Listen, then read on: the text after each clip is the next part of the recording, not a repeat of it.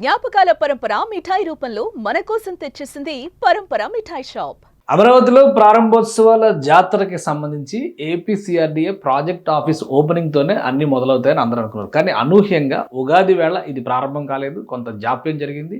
ఇప్పుడు దసరాకి అనేటువంటి మాట వస్తుంది. దీనికి సంబంధించినటువంటి అప్డేట్ ఏంటి? ఒక అద్భుతమైనటువంటి అప్డేట్ ఏంటంటే అమరావతిలో ప్రాజెక్ట్ ఆఫీస్తో పాటు ఆ పరిసర ప్రాంతాల్లో మరో 4 భారీ కార్యాలయాలని రాష్ట్ర ప్రభుత్వం సిద్ధం చేస్తుంది. వీటన్నిటిని కలిపి ఒకేసారి ప్రారంభించేటువంటి అవకాశాలు కనిపిస్తున్నాయి. ఒకసారి చూద్దాం. అమరావతి ప్రాజెక్ట్ ఆఫీస్ అనగానే అందరికి గుర్తొచ్చేది ఏ షేప్లో ఉన్నటువంటి బిల్డింగ్. ఈ బిల్డింగ్ స్టేటస్ ఆల్రెడీ మనం 2 వీడియోల్లో కూడా చూపించాము. ఇంటర్నల్గా ఎలా ఉంది ఏంటి అనేది అన్నీ కూడా చెప్పాము. సో దానికి ఎదురుగానే అంటే ఆ భవనానికి అభిముఖంగానే కనిపిస్తున్నటువంటి ఈ భవనాలు ఇది ఇంకా కూడా స్ట్రక్చరల్ ఎరెక్షన్ జరుగుతున్నటువంటి దశలో ఈ ప్రాజెక్ట్ కనిపిస్తుంది ఇటు నుంచి చూస్తే.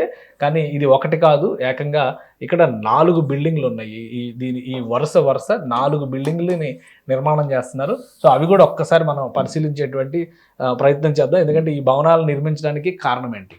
ఏపీసీఆర్డీ ఆఫీస్ని దాదాపుగా 2,40,000 చదరపు అడుగుల వైశాల్యంతో రాష్ట్ర ప్రభుత్వం నిర్మిస్తుంది. మొత్తం అన్నీ కూడా సిఆర్డీఏకి సంబంధించినటువంటి విభాగాలు, అమరావతి డెవలప్మెంట్ కార్పొరేషన్కి సంబంధించినటువంటి విభాగాలు, అలానే పురపాలక శాఖకి సంబంధించినటువంటి విభాగాలు కూడా ఇందులో అకామిడేట్ చేయాలని చెప్పని భావించారు. వీటితో పాటు అదనంగా మరొకటి నిర్ణయం తీసుకున్నారు. కమాండ్ కంట్రోల్, అమరావతి కమాండ్ కంట్రోల్ని ఈ భవనంలోనే ఏర్పాటు చేయాలి. దానివలన అమరావతి ఏరియాలో జరిగేటువంటి డెవలప్మెంట్స్ అన్నిటినీ కూడా ఒకే దగ్గర నుంచి సర్వైలెన్స్ చేసేటువంటి అవకాశం ఉంటుందని చెప్పని రాష్ట్ర ప్రభుత్వం భావించింది. సో ఈ నిర్ణయం తీసుకున్నదే తడవుగా పరిసర ప్రాంతాల్లో మరింత ఇన్ఫ్రాస్ట్రక్చర్ని డెవలప్ చేయాలంటూ రాష్ట్ర ప్రభుత్వం ఒక భావన చేసింది. అందులో భాగంగానే ఒక్కొక్క భవనం అంటే ఇది ప్రస్తుతం నిర్మాణం అయినటువంటి ఈ భవనాన్ని G+7 అంటే 7 అంతస్తుల భవనంగా దీన్ని నిర్మించారు. ఇక్కడ ఉన్నటువంటివన్నీ కూడా మనం చూస్తే ఈ ఎలివేషన్ స్ట్రక్చర్ ఇవన్నీ మనకు తెలిసినాయి ఆల్రెడీ. దీన్ని 7 అంతస్తుల భవనంగా నిర్మించారు. కింద ఉండేటువంటి లాబీలు అంటే 2 ఫ్లోర్లు లాబీలకి, ఇతర ఆఫీసులకి, కార్యాలయాలకి, పబ్లిక్ గ్రీవెన్స్కి వాటికి సంబంధించినటువంటి వాటికి కంప్లీట్ అయ్యేటువంటి అవకాశం ఉంది. అందుకనే ఈ స్పేస్ని అకామిడేట్ చేయడం మరింత కష్టమైద్ది అనేటువంటి ఆలోచనతో మరో 4 భవనాలకి రాష్ట్ర ప్రభుత్వం ప్రణాళికని సిద్ధం చేసుకుంది. ఆ భవనాల పనులు కూడా ప్రారంభమైనాయి. 2-3 భవనాలు, 2 భవనాలు అయితే కంప్లీషన్ స్టేజ్కి వచ్చేసినాయి. మరో ఒక భవనం ఆల్మోస్ట్ 70% కంప్లీట్ అయింది. మరొక భవనం మాత్రం 30% కంప్లీషన్లోనే కనిపిస్తుంది. ఆ భవనానికి సంబంధించి కొంత జాప్యం జరగవచ్చు. కానీ 3 భవనాలు ప్లస్ సిఆర్డీఏ ప్రాజెక్ట్ ఆఫీస్ ఈ 4 ఓపెన్ చేసేటువంటి అవకాశాలు కనిపిస్తున్నాయి. సో మొత్తం అమరావతిలో జరిగేటువంటి పనులన్నింటినీ మానిటర్ చేయడంతో పాటు అమరావతికి సంబంధించినటువంటి ప్రధాన ప్రాజెక్టులని ఏ విధంగా ముందుకు తీసుకెళ్లాలనేది ఇప్పుడు ఆలోచనలో ఉంది రాష్ట్ర ప్రభుత్వానికి సంబంధించి. ఈ నిర్ణయం, ఈ బిల్డింగ్ని మనం చూస్తే కనుక అర్థమవుతుంది. ఇది 2 భవనాలు ఆల్మోస్ట్ కంప్లీషన్ స్టేజ్కి, బయట నుంచి స్ట్రక్చర్ చూస్తే మీకు అర్థమవుతుంది. కానీ ఇన్సైడ్ పరిస్థితి కూడా మీకు అప్డేట్ ఇస్తాను. ఇన్సైడ్ లోపల ఉన్నాయి. ఇది ఇటువైపు కనిపిస్తున్నది ఇది ఒక భవనం. అంటే ఇక్కడ ఉన్నటువంటి భవనాల్లో ఇది 4th బిల్డింగ్, ఇది 3rd బిల్డింగ్, దీని పక్కన 2nd బిల్డింగ్ ఉంది. బట్ ఫస్ట్ బిల్డింగ్ మాత్రం పని చాలా ఆలస్యంగా మొదలైంది. ఎందుకంటే అక్కడ స్పేస్ విషయంలో కొన్ని నిర్ణయాలు అక్కడ ఒక సబ్స్టేషన్ నిర్మాణం ఇవన్నీ కూడా జరుగుతున్నాయి కాబట్టి అందుకని కొంత జాప్యం జరిగింది.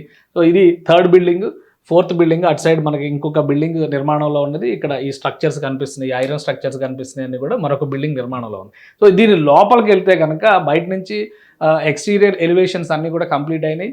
చుట్టుపక్కల బ్యూటిఫికేషన్, ల్యాండ్కి సంబంధించినటువంటి ప్రాసెస్ ఇవన్నీ కూడా కంప్లీట్ చేయబోతున్నారు. బట్ ఇది ఓపెన్ లాబీ అనమాట. పబ్లిక్ గ్రీవెన్సెస్కి సంబంధించి కానీ అమరావతిలో లేఅవుట్ డెవలప్మెంట్కి సంబంధించిన ఇంటరాక్షన్స్ కోసం కానీ వీటిని ఉపయోగించే అవకాశం ఉంది. అలానే సెక్రటరీస్ లెవెల్ ఆఫీసర్స్ కూడా ఇక్కడ అకామిడేట్ చేసేటువంటి అవకాశం ఉంది. స్పెషల్ కమిషనర్స్, జోనల్ కమిషనర్స్ని కూడా అకామిడేట్ చేసే అవకాశం ఉంది. చూడండి, మొత్తం కూడా లోపల ప్రజెంట్ సిచ్యుయేషన్ ఇది. ఫర్నిచర్ వచ్చేసింది, ఫ్లోరింగ్ వర్క్ కంప్లీట్ అయిపోయింది, ఎలక్ట్రికల్ వర్క్ కంప్లీట్ అయిపోయింది. మిగతా వాటికి గోడలకి, కిటికీలకి సంబంధించినటువంటి కానీ గ్లాస్ ఫినిషింగ్స్ కానీ ఇవన్నీ కూడా కంప్లీట్ అయిపోయినాయి. ప్రస్తుతం వర్క్ స్టేషన్స్కి సంబంధించినటువంటి ప్లేస్మెంట్స్, అలానే ఈ వర్క్కి సంబంధించి అంటే ఆఫీసర్స్కి సంబంధించినటువంటి క్యాబిన్స్, కాన్ఫరెన్స్ హాల్కి సంబంధించినటువంటి వ్యవస్థలు వీటిని ఇప్పుడు రెడీ చేస్తున్నారు. లోపల ఇంటర్నల్గా ఎలక్ట్రికల్ వర్క్ అన్నీ కూడా కంప్లీట్ అయినాయి. సో ఇది చూస్తే మీకు అర్థమైపోతుంది ఈ భవనానికి సంబంధించినటువంటి విభాగాలు. వీటిల్లో ఈ 4 భవనాలు కూడా ఒక్కొక్క భవనానికి సంబంధించి సుమారుగా 40.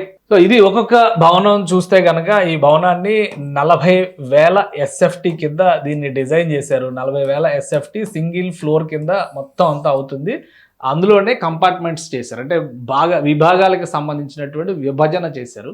భారీ కాన్ఫరెన్స్ హాల్స్ పెట్టారు. ప్రిన్సిపల్ సెక్రటరీ లెవెల్ ఆఫీసర్స్ వచ్చినా కానీ ఇది క్యాంప్ ఆఫీస్ లాగా ఉపయోగించడానికి అవకాశం ఉండేలాగా పెద్ద లాబీలు, అంటే పెద్ద క్యాబిన్లు, యాంటీ రూమ్స్ ఇవి కూడా డిజైన్ చేశారు. వాటికి సంబంధించినటువంటి ఫర్నిచర్ కూడా వచ్చేసింది. సో అంటే ఒక్కొక్కటి 40,000 SFT అంటే ఇక్కడ 4 భవనాలు రెడీ అవుతున్నాయి. 4 భవనాలు అంటే దాదాపు 1,60,000 SFT ఇక్కడ మళ్ళీ అందుబాటులోకి వస్తుంది రాష్ట్ర ప్రభుత్వానికి సంబంధించినటువంటి వివిధ విభాగాల నిర్వహణకి సంబంధించి.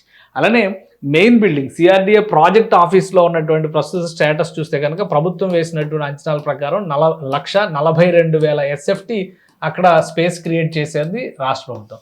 సో అంటే అమరావతికి సంబంధించినటువంటి అనేక విభాగాలతో పాటు అమరావతిలో పెట్టాల్సినటువంటి కార్యాలయాలు, ఎందుకంటే ఇవన్నీ కూడా అద్దె భవనాల్లో నడుస్తున్నాయి.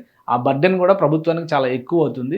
ప్లస్ అన్నిటినీ కూడా ఒక్కొక్కటిగా అక్కడికి షిఫ్ట్ చేస్తే అక్కడికి వచ్చేటువంటి ఉద్యోగులు కానీ, వాళ్ళు ఉండడానికి కావాల్సినటువంటి వసతులు కానీ, వీటన్నిటిని దృష్టిలో పెట్టుకొని అమరావతిలో ఒక యాక్టివిటీ స్టార్ట్ అవుద్ది, పబ్లిక్ మొబిలైజేషన్ జరగడం అనేది ప్రారంభమవుద్ది అనేటువంటి ఒక ఆలోచన చేస్తుంది. టోటల్గా ఈ కాంపౌండ్ని దృష్టిలో పెట్టుకొని ఇక్కడ 4 భవనాలు ప్లస్ CRDA ఆఫీసు మొత్తం 5 భవనాలు అవుతాయి. ఇవి కాకుండా ఎడిషనల్గా పవర్ సప్లైకి సంబంధించినటువంటి సబ్స్టేషను, ఇతర సమావేశ మందిరం లాంటిది, ప్రజావేదిక తరహాలో ఒక భారీ సమావేశ మందిరం లాంటిది కూడా నిర్మాణం చేయాలనేటువంటి ఒక ప్రతిపాదన ఉంది. అయితే అది ఇంకా ఫైనల్ కాలేదు. బట్ ట్రాన్స్కోకి సంబంధించినటువంటి సబ్స్టేషన్ నిర్మాణానికి మాత్రం క్లియరెన్స్ వచ్చినట్టుగా తెలుస్తుంది.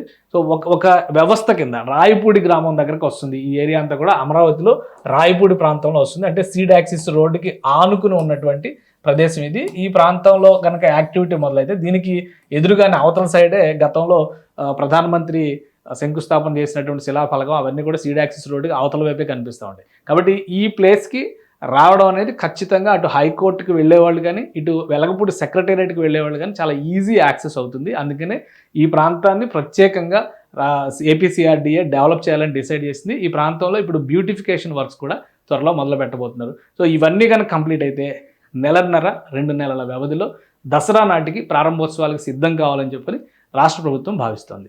సుమన్ టీవీలో మీ పర్సనల్ అండ్ బిజినెస్ ప్రమోషన్స్ కోసం కింది నెంబర్కి కాంటాక్ట్ చేయండి.